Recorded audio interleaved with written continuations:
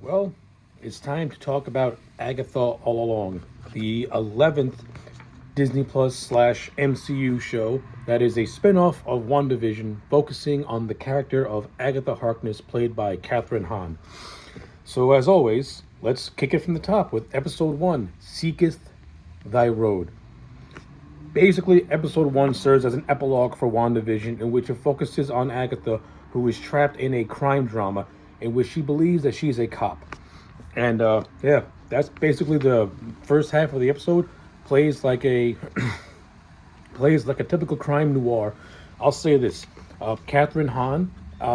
If I have anything nice to say about WandaVision or the character of Agatha Harkness, Catherine Hahn's good in the role. She's charismatic. I don't find her to be particularly funny, not because of her, because I think the writing is not good, and I think that what this show constitutes as humor is not funny whatsoever. But at least Catherine Hahn is trying. I think her over-the-top performance as a crime detective, in the same vein as Mariska Hargitay from Law and Order, is mildly entertaining. And seeing some returning characters from WandaVision play the cops that work around her, that's all right. The biggest takeaway from this first episode is the introduction of Rio Vidal, played by Audrey Plaza. The episode more or less hints that her and Agatha have a large backstory together, and when you get to the end, it's revealed that Rio is actually a witch. And once Agatha gets her memories back, she realizes that she has no power, and that more or less, her mind was telling her that she was in a crime drama, while everyone else was living out their lives in Westview. So, okay, whatever, take that for what it is.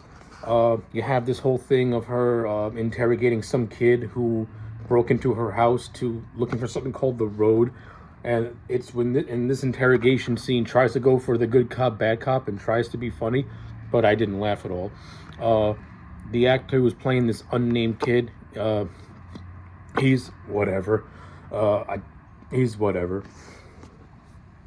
This whole scene is really meant to break the mental prison that Agatha. The whole thing with Agatha interrogating this kid is really meant for Agatha's mental prison to break, and she's back to being her old self again. Of course, this was done to her by Wanda at the end of WandaVision. Well, yeah, when Agatha gets her memories back, she's naked in her house, and there's this exposition dump by one of her neighbors who basically says that the entire neighborhood was humoring her while she was in her crime noir phase. Okay, if that was meant to be a joke, I wasn't laughing, but okay. And then, but the episode ends with this really badly choreographed fight between Audrey Plaza and Catherine Hahn that was pretty boring. And the gist of this thing is that Agatha makes a deal with Rio for her not to kill her until she gets her powers back, and they're gonna work together because the Salem 7 are coming for Agatha, and so they agree to work together. And yeah, that's basically the end of episode 1. It's whatever. I did not hate it. I didn't like it. It was just whatever. I'm not gonna lie. I am not a fan of the Disney Plus Marvel shows. They've all disappointed me in some way or another, and from the way this one is starting up, it looks like it's going to be no different. I'll say this: Catherine Hahn, again, she's entertaining, and I like Audrey Plaza. She was fine as Rio Vidal as well, and all the other supporting actors, they're okay. It's just these shows just don't have engaging stories for me to care, but we'll give it a chance. We'll see what happens. But yeah, that's my thoughts on episode 1, Seekest Thy Road. Oh, and apparently this kid that Agatha was interrogating, yeah, he winds up bound and gagged in the closet of her house once she gets her memories back. So take that for what it is.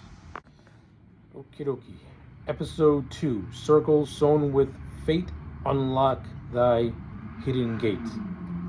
Basically, the overall purpose of episode 2 is for Agnes and the teen to recruit a coven of witches so that way they can walk the witches' road. It's also revealed in this episode that it was actually the teen that helped Agatha get her memories back, as he wants to join the witches' road because he wants to become a witch himself. So basically, Agatha takes him on as like his little her little pet, as she calls him. And more or less, this episode is pretty much them assembling their own coven, where they meet three different witches who all have various reasons for joining Agatha. The first one they meet is called Lilia, who is played by Patti LuPone. She's masquerading as like a fortune teller. Her and Agatha have a mildly entertaining scene where they have like a little war of words with each other. And there's a thing of Lila like just having random outbursts out of nowhere. I'll say this: I thought Patti LuPone in this I thought Catherine Hahn and Patti LuPone has some decent bantering back and forth. It was kind of fun, and you get a little bit of history into Lila, where Agatha makes fun of her age, saying she doesn't look an age over 450 years old. That actually got a chuckle out of me, so I'll give it that. So after Lila is more or less is forced to join the coven, Agatha and the teen go to find another one. And they find a witch by the name of Jen, whose specialty is that she can mix potions. So she joins the coven for her own reasons. I think because she's in a lawsuit, so the teen kind of sort of blackmails her into joining, so to speak. So, all right, that's whatever. We try to get a little bit of insight into the teen, but because there's like a spell, there's a spell that prevents Agatha from hearing about his story and history. I'll give the writers this: it's a mildly creative way to keep his reveal until later on in the season by having a magic spell prevent people from knowing his backstory and who he is. I'll give the writers credit. That's actually pretty clever. You make a spell and a way to hide your twist. So I'll let that slide. That's actually pretty clever. I'll give you that. But then they recruit another witch whose name is Alice, and she joins the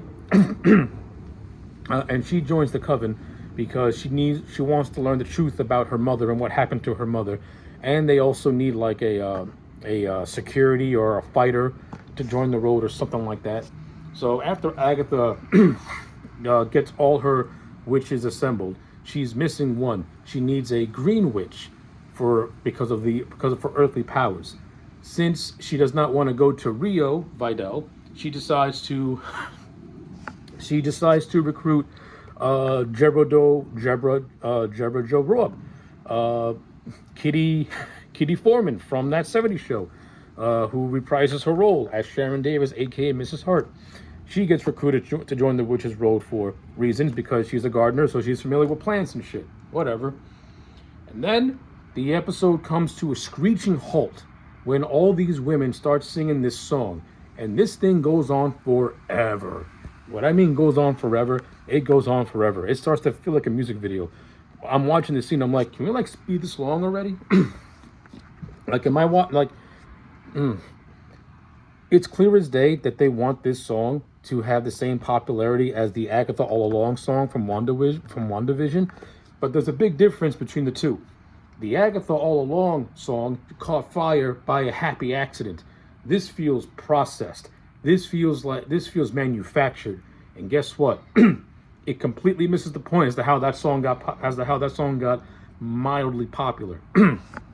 I'm not gonna discredit the talents of the ladies. They do a pretty decent job vocal wise, and of course you got Patti LuPone, who's known for being a powerhouse on Broadway, and Catherine Hahn is not a bad singer. But that's not the point. The point is that the damn thing goes on way too long. But intersliced with that, the teen starts to see the Salem 7 as they're closing in on the witches. Eventually, after they sing the song, the Witches' Road opens up and they go on their little journey. Overall, I think episode 2 was a little bit better than episode 1. It has some decent moments here and there. The comedy wasn't as cringe, but it wasn't funny either. But it did have some moments that got one or two chuckles out of me, and I'll just leave it at that. Okie dokie. Episode 3, through many miles of tricks and trials. Okay, so our band of merry witches have now begun the Witches' Road.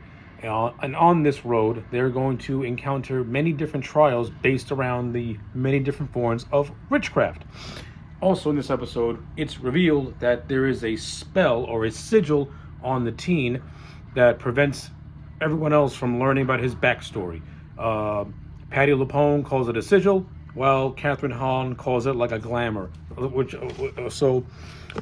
A glamour sigil, whatever you want to call it, whatever. It prevents the guy from revealing his history and his backstory. So, all right, at least that's got a name. But that's not the point of the episode. The point of the episode is the trial, is the first trial, and what our band of merry girls have to go through. So, they see this coastal house. They go in there, and they're instantly changed to look like they're from Northern California. I mean, yeah, they look like if you remember that SNL skit called The Californians, that's what the witches look like with the clothes. They look like the Californians from SNL. So, and then hilarity ensues as they drink wine and their faces puff out as if they got botched liposuctions. Because they drank like this poison wine. So now they got to try and find an antidote to try and reverse the effects. However, this poison wine has really bad side effects, as it can cause hallucinations and stuff like that. So the coven have their own separate things. And this is where the episode goes from being goofy comedy and then goes and tries to be something a little more darker and a little more horrific. And I don't know. It looked like a seismic tonal shift to me, at least. I don't know. It felt unnatural. Like the tonal shift felt unnatural, and it felt just out of place. Patty LuPone's character has a hallucination about her younger self in the Renaissance era, where she has an encounter with her teacher who looks like Death from the comic books. Jen has a hallucination of a crazy doctor drowning her, and Alice has a hallucination of her mom and sees that her mom unalived herself.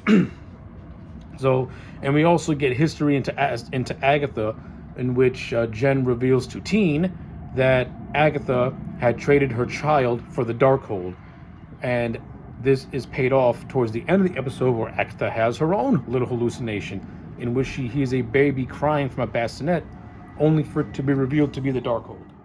And all these hallucinations are happening as Jen is trying to form an antidote in order to stop the hallucinations. Now, all the while, the house becomes submerged in water and is starting to break through the house. This ultimately leads to the death of Sharon, who's now dead, and that's basically how the episode ends. Sharon dies. What was her purpose in this show? I have no idea. You bring her back just to kill her off so early. It was entirely pointless. So yeah, overall, I think episode 3 was a mess. It was all over the place tonally. It tries to be cringy comedy, and then it takes a complete left field and goes into a much darker territory, exploiting stuff like abuse and suicide and all bunch of craziness. So Agatha all along is already starting to be a show that does not know what it wants to do. Does it want to be a dark fantasy comedy or be a psychological horror It's getting totally confused, and yeah, I didn't like this episode. Parts of it were okay. If the show had a consistent tone, the hallucinations could have been played pretty cool, but they just seem out of left field and forced. And I'm just going to leave it at that. All right. Episode 4. If I can't reach you, let my song teach you. Okay, the general highlights of this episode is as this. After the coven buries Mrs. Davis, they then have to summon another green witch to take her place. Then pops up Rio, Audrey Plaza's character, and well, she now joins the group, and they make their way down the Witch's Road till they get to this random house, where that turns to be a funky 1970s movie studio, And this trial is all about focusing on Alice and her coming to terms with her trauma, which is the death of her mother, which ultimately leads to them doing another version of that stupid Witches Road song. I'm convinced that this whole show was meant to be a musical, and if it is, I'm not interested. I'm not interested whatsoever. This show is not clicking for me whatsoever at all. I just don't care for it at all. I don't think every single actor in this show is bad. I don't think they're all good either. You can tell by watching this that some of them are just phoning it in, and you can tell that you got some that are actually, somewhat trying. Like Audrey Plaza, she's entertaining, but you can tell that she's kind of being wasted in the role of Rio. Catherine Hahn, she's the only one who seems to have any sense of charisma. Everyone else seems like they're devoid of charisma. But maybe just the material that they have to work with. Like, this show is just not doing it for me at all. But anyway, they end up playing a version of the Witches Road song that was originally written by Alice's mom, and this helps them fight off some demon that was in the house with them. All right, whatever. I had to hear this stupid ass song again.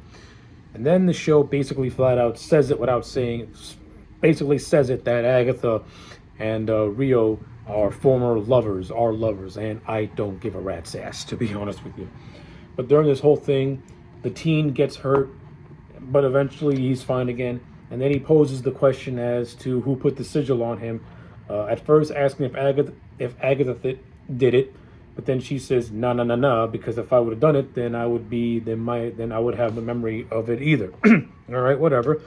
And then you have a whole campfire scene of the witches telling stories about their battle scars, and okay, the show is attempting to humanize these characters a little bit by having them relate to one another. I'm not interested. I don't think they're having any interesting conversation. That's my opinion.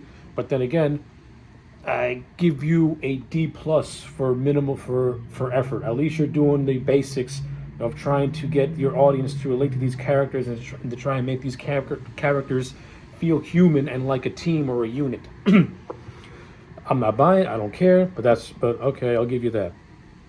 But evidently, Agatha is starting to come to the impression that maybe the teen may be her son, until Rio shuts that down and is like, no, he's not. And that's basically how the episode ends, more or less. Yeah, overall, episode 4 is just whatever. I'm gonna do my best to try and plow through the rest of the show, because I'd be lying if I said that I'm interested, because I'm not. Episode 5, The Darkest Hour, Wake Thy Power. Alright, so the quick rundown for this episode. So, the Salem 7 make their return after pretty much being gone since episode 3. I remember them being in episode 3, episode 2, but I can't remember to see them afterwards. They kind of just fell off. But they're back now. And we get some history as to who the Salem 7 are. So the Salem 7 are the offspring of Agatha's original covenant from the 1600s, who she had killed off, and the Salem 7 are now after her for revenge. So that's finally some insights to who they are and what their motivations are. They're pretty much angry kids who want to kill the woman that killed their moms. So, okay, whatever. At least there's something going on with them now. So, as our group of merry girls make some makeshift broomsticks and fly off from the 7, they enter this cabin that pretty much turns them into people, pretty much turns them into 80s retros. So there's that. And this is another trial. This trial is focused on Agatha and dealing with her trauma and the things that she has hidden behind herself. And, these secrets are revealed through the use of a Ouija board.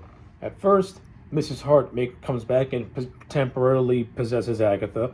I think this scene was trying to go for comedy, but I wasn't laughing. As a matter of fact, I kind of just lost all interest, to be honest with you. But the biggest takeaway is that this episode gives us the revelation of Evanora, who is the mother of Agatha. So, while possessing Agatha, Evanora explains that she is her mom and that she was killed by Agatha, and basically warns the coven to abandon Agatha. this causes Alice to expel the spirit from Agatha's mom. Okay, so while Alice is trying to expel Agatha's mom from her, the teen notices another spirit that is with them, and this spirit ends up being revealed as Nicholas Scratch, the dead son of Agatha. One thing leads to another, and Alice accidentally dies, according to Agatha. So after all this commotion, our band heads back onto the road, and this is where Agatha and Teen have a conversation in which Agatha more or less says in a sinister way that the teen acts a lot like his mother. And we can pretty much put two and two together as to who Agatha's referring to. At the end of the episode basically says that the teen is Wiccan, Agatha's son Billy, the entire time. So, all right. I mean, I think most people who have watched this show could have put two and two together, I guess. Now it's all a matter of how did Wanda's imaginary son, who disappeared with his brother at the end of WandaVision, is now this teen. So what happened? What was going on there? But yeah, basically the episode ends with the teen blasting Agatha, Jen, and Lila into a mud pit in which they all sink to the bottom, and then the episode ends basically with the Scarlet Witch crown appearing on the teen's head. So yeah, those are basically the highlights of episode 5. It's all right. It's better than the last one. The revelation you can see coming from a mile away, but at least it looks like the show is finally going to be picking up and maybe getting slightly more interesting. So let's see where it goes from there. Just to make a minor correction, I meant to say that Agatha reveals that the teen is more or less the son of Wanda from WandaVision without actually saying Wanda's name. Episode 6, Familiar by Thy Side. Alright, so this episode is basically a flashback that fills in the gaps of who the mysterious teen is. So we learn that he was once a kid named William Kaplan, who after celebrating his bar mitzvah, was evacuated to go home after the hex that Wanda had caused in Westview had gone out of control. During all the commotion, along with his parents, they're caught in a car accident, and Kaplan is dead upon impact. However, he is soon resurrected when Billy, one of the sons of Wanda, possesses his body. So now William Kaplan is resurrected, but more or less with the spirit of Billy within inside of him. So to put it in plain English, Kaplan is now a vessel for Billy, who is still alive. And so basically the rest of the first half of the episode is now the possessed William trying to adjust to life with having no memory of who he is or what happened. Eventually 3 years pass by. He has a boyfriend by the name of Eddie. I'm just going to say this. While the relationship between Rio and Agatha feels very tacked on and does not really need to be there, I don't mind Billy and Eddie. This feels more like of the two relationships in this show, Billy and Eddie feels more realistic, feels more natural to me, because it doesn't feel like it's being forced onto me. The other, Rio and Agatha, that shit feels forced, like really forced. This feels natural in a way. And I'm not gonna lie, I do think that the two actors have decent on-screen chemistry with one another. But their stuff ultimately leads to them meeting with Ralph Bohner, the returning Evan Peters. And I'm gonna say this. I still stand by the fact that I resent Disney for taking something that could have been a cool concept and turn it into a dick joke. But I will say this.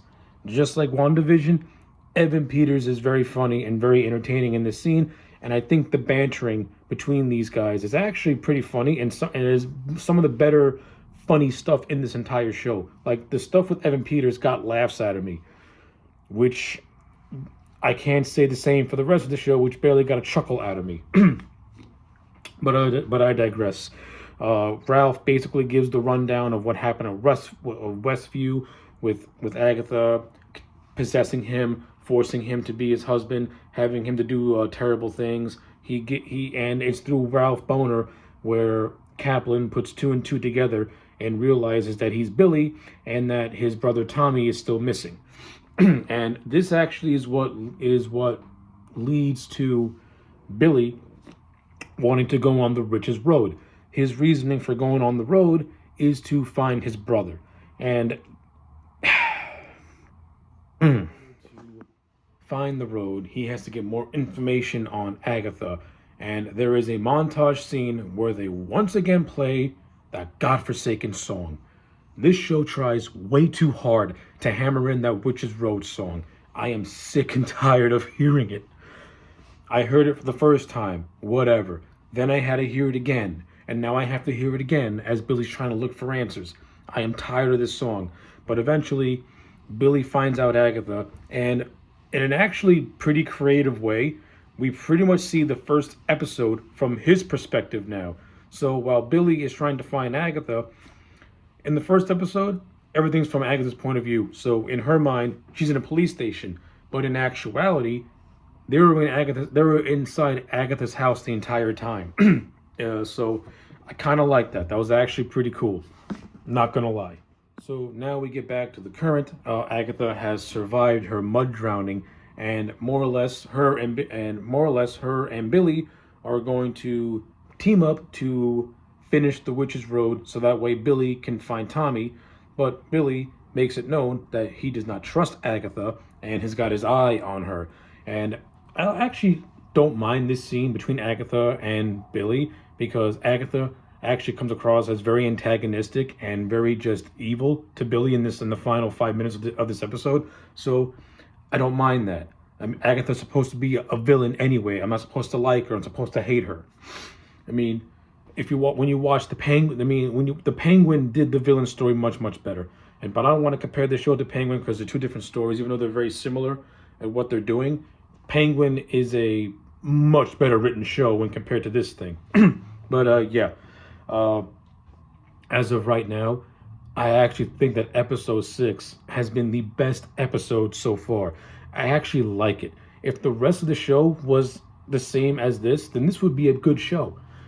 Episode 6 did a good job at balancing out its more, darker moments with the comedy, and it just had and episode 6 just had a much better flow to it. Like, I really enjoyed it a lot. And the actor who plays Billy Maximoff, I actually thought he's actually been one of the more likable characters in the show so far. And this flashback scene actually makes me like him even more. You kind of feel bad for him. He's kind of like put in a position that he does not want to be in.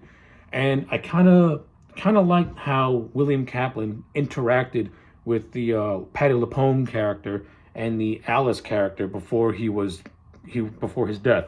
That's also slightly interesting as well. So yeah, I think episode 6 was the best episode so far.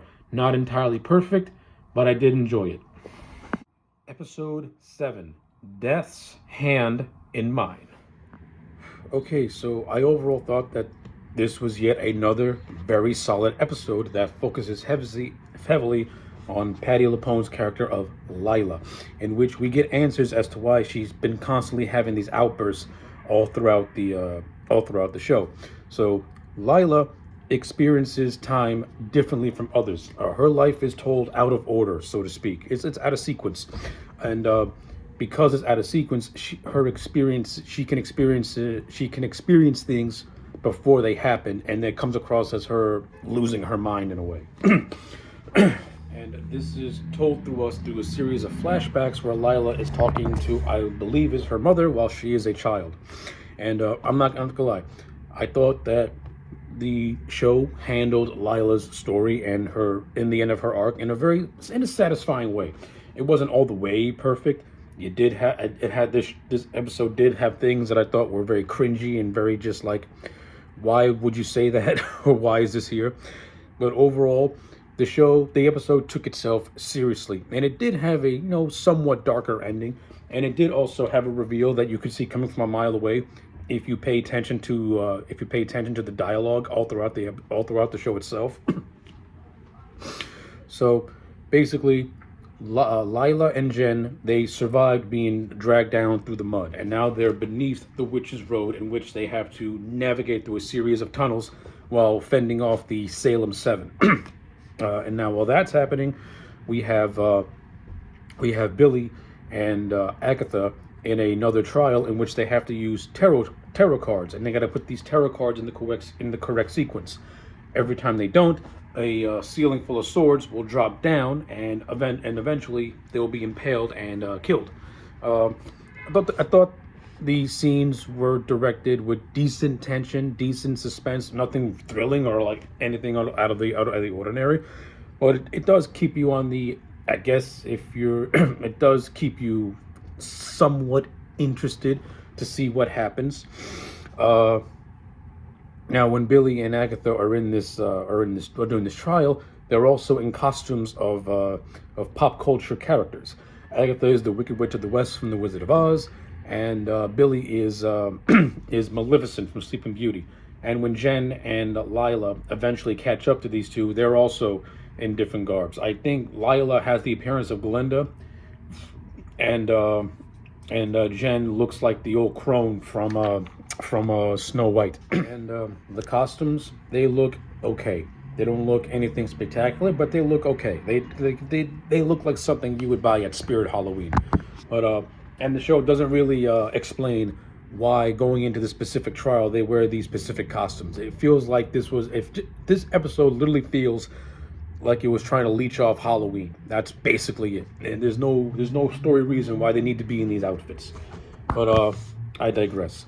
Eventually, while Lila and Jen are venturing through these tunnels, Lila has the epiphany that Rio, the Audrey Plaza character who has been gone for a lot of episodes, well, it's revealed that she is the living personification of death. She is Lady Death. And if you're familiar with Marvel lore, Lady Death has got close relationships to both Thanos and Deadpool. And her introduction is in this show. You got the perfect actor, you got a perfect actress in Audrey Plaza to play Death. And I do like, in the small glimpses we get of Death in her full getup, she does look kind of creepy, so I'll give it that.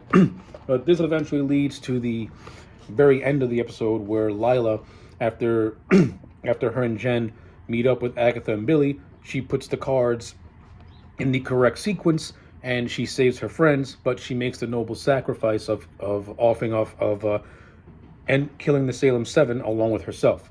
So the Salem 7, who were a threat that was being built up, just go out like that. They served absolutely no purpose. But I'll say this, at least the show killed off Lila in a very satisfying way. And she comes across like a hero. I'll say this, so far watching this show from episodes 1 to now, the only two characters that I kind of sort of did like are Billy and Lila. And I thought Lila had a strong ending, and so far I enjoy what they're doing with Billy for the most part. I think some of his line delivery and some of the lines he had to say were absolutely cringe. They literally did a queer joke, and it went over like a fart in church. It was horrible. Horrible. And yeah, that's basically it for this episode. It wasn't that bad. It had a decent ending. It took itself seriously. It had a mostly consistent somber tone to it with comedy sprinkled in. The comedy parts were not that funny, though some moments were. Not all of them were. Not all of them are.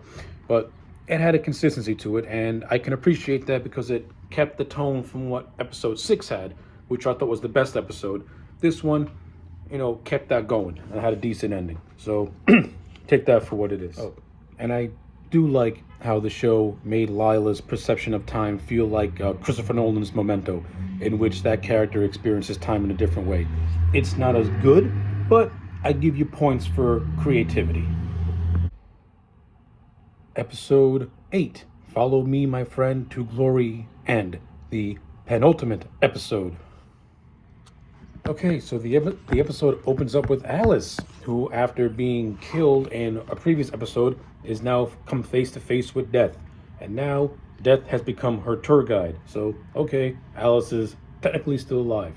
We couldn't kill her off, she couldn't stay dead. But that's not what's important. What's important is the stuff that goes on with Death and Agatha, and it's more or less them having a conversation about the fate of Billy. So Death wants Billy because he has disrupted the natural order of life by resurrecting himself through another body. Agatha, on the other hand, she's kind of grown attached to Billy and doesn't really want that to see that happen. This whole scene that plays out between Catherine Hahn and Audrey Plaza is actually pretty good. It's a really good scene. It's actually really, really decent. This is one of the few moments where the show actually takes itself seriously, and Death does come across as like a little bit of a threat. You can tell that Audrey Plaza is too good for this material. So after that scene, Jen and Billy end up finding Agatha, and they resume their little merry-go-round around the road, in which it's revealed that the whole road is nothing but a giant circle. This is what leads them to go into this like giant room, and this is where stuff happens. So throughout this show, Jen has no powers, as there's a thing called a bind on her powers, and it's revealed in this section of the episode that it was actually Agatha who bound Jen's powers and put them on mute for 100 years. Jen does this ritual and eventually gets her powers back. This whole thing was completely and utterly lame and stupid. And yeah, they make really dumb comments about the patriarchy and crap like that, and I don't give a fuck. Nonetheless, Jen, my least favorite character, gets her powers back, and then she disappears. She completes her part of the road, and she gets her reward. I'm not gonna lie, I didn't care for Jen when she was first introduced. I didn't care for her all throughout the show.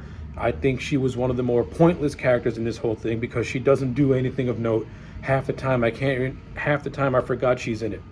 And I just don't think the actress did a good job playing the character of Jen. Her performance seems so phoned and like she's reading off a script, and every time she tries to emote, it never feels natural to me. Yeah, maybe she's good in other stuff, but this show does not make me want to see any of her other work because I just didn't care for her. And then we get to Billy. Billy's whole thing is that he wants to find his brother Tommy, but Billy has to make the choice. There's a kid drowning in a pool, and the only way for his brother Tommy to be resurrected, this kid has to die. Of course, the kid dies and Tommy gets resurrected, and Billy gets what he wants from the road. And then you get to Agatha. Who grows a flower from the crack of the floor of this room, which instantly gets her back into her own backyard, in which she's attacked by Death. This whole fight is based off the premise of who is going to join, who is Death going to take, Agatha or Billy. They both have to choose. Of course, Agatha gets her powers back after Billy shoots her with some laser beams and evens up the playing field. I'm gonna say this: the whole fight between Agatha and Death is very boring. Audrey Plaza is a smoke show in that gothic getup. She's a babe, and Agatha and Catherine Hahn looks like your 75-year-old grandmother. Take that for what it is. But I do think that the Wiccan costume looks okay. Not horrible, but okay. But but to make a long story short, Agatha ends up being defeated, and Agatha ends up sacrificing herself. Death takes her and spares Billy. Billy then returns to his home after being gone and realizes that something is off. And he starts looking at like objects in his room that were from the road that are now in toy form. And then he hears Agatha's cackle. Oh no, what's this? So yeah, episode 8 was all right, I guess. Like I said, it's not as strong as the other 2 episodes, but at least it ties up some loose ends and it sets up the epilogue of episode 9. Episode 9, Maiden, Mother, Crone, the finale of Agatha All Along. Alright, so the general highlights of the finale goes like this. It starts off in 1750 with Agatha giving birth to her son, Nicky, and Death wanting to take the child, but Agatha making a deal and Death more or less agreeing to it. Yeah, Death is real nice to Agatha when you actually watch this show all in all. Agatha gets her way and Death obliges to it. You can almost say that Death is the victim of Agatha's manipulation in a way. It's whatever. I'm just going to say this when it comes to the flashback scene. This is where I think Catherine Hahn's acting in the 1750 set piece is actually some of the best acting she's done all throughout this show, to be honest with you. She actually feels like a human person and doesn't feel like a cackling, unfunny goofball that she is all throughout this show. I actually like her in these flashbacks. She's somber, she's serious, and I actually think the scenes with her and her son are actually kind of cool. I don't mind it. We actually get an origin to the whole Witch's Road ballad. It all started because of her son. And this is where the whole show gets recontextualized, and this is where I start to question, what was the point of all this? What was the point of the show? What purpose did it serve? Basically, so Agatha and her son, they create this Witch's Road ballad. At first they do it as a way to kill witches and steal from them, but Nikki not liking that, they just end up stealing from them and making money off of it. Eventually, death comes for Nikki and Nikki dies, and Agatha uses the song to create this lie that there is a Witch's Road that will get you all the prizes you want. And now, with nothing to lose, she uses this to lure other witches and kills them for their power. And you get this montage scene of Agatha doing just that, set to that fucking song one more time. If I ever hear the Witch's Road song one more time, I'm gonna explode. I can't stand this song. At first it was okay, but then you keep hammering it in and hammering it in. I would have been fine if you only heard that song at the beginning and then you hear it at the end. Instead, it plays all throughout the show, with one episode literally linking itself to that damn song in a very forceful, ridiculous way. But I digress. Basically, the whole Witch's Road was made up, as it's revealed that Billy created the whole thing within his mind. So basically, all the shit that we saw with these witches going down the Witch's Road, fighting off the Salem 7, the deaths of Alice and Sharon and Lilia, they were all created by Billy. So all these deaths all these deaths and all these trials were really for nothing. It served absolutely no purpose and ended up being a complete and utter waste of time. And then we get Ghost Agatha, where her and Billy have a little conversation. Where she basically says that the song was never even real. It was just made as a con, and the Witch's Road was never existed until Billy made it up. And this is where Billy, at first, feels remorse for the things that he did, and is genuinely in fear that he killed people. And I'm not gonna lie, I liked the performance of the actor who plays Billy. I thought that he actually felt genuine regret, so that was okay. Once again, Billy's the more likable character out of this entire stupid ass show. And Agatha flat out admits that the reason why she formed the coven that she did was who's gonna steal their powers anyway, and if Billy hadn't have conjured up the road, they would have been dead from day one. So, okay, so Agatha is a con. She's still evil. What's this? This show has no consistency with Agatha. It doesn't know if it wants you to feel sympathetic for her, if you don't want to be sympathetic for her. It can't. She can't maintain anything. She keeps flip-flopping every 12 seconds. And basically the show ends with her and Billy going on the search to find Tommy. And at that point, I just don't care. I want this shit to end. As an overall show, Agatha all along is a 4 out of 10. I didn't like the show at all. It only has 2 good episodes. Other than that, I don't care for this. The performances, for the most part, are okay. I like the look of the road. It has a very Wizard of Oz Haunted Forest feel to it. The show does have a decent balance of special effects and practical effects, I'll give it that. But the story sucks. I didn't like it at all. And when you get to the end, it's literally all for nothing. Yeah, this thing was entirely fucking pointless. You know, it's really hard not to compare this show to The Penguin on HBO Max, but both shows are very similar in which they follow a villainous character.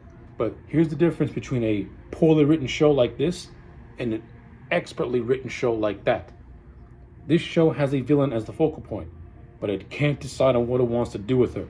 It doesn't know if it wants to make her an anti-hero or make her a villain. So throughout the show, she's just inconsistently written, and she's literally written to fit whatever story a certain episode is telling. She has no consistency.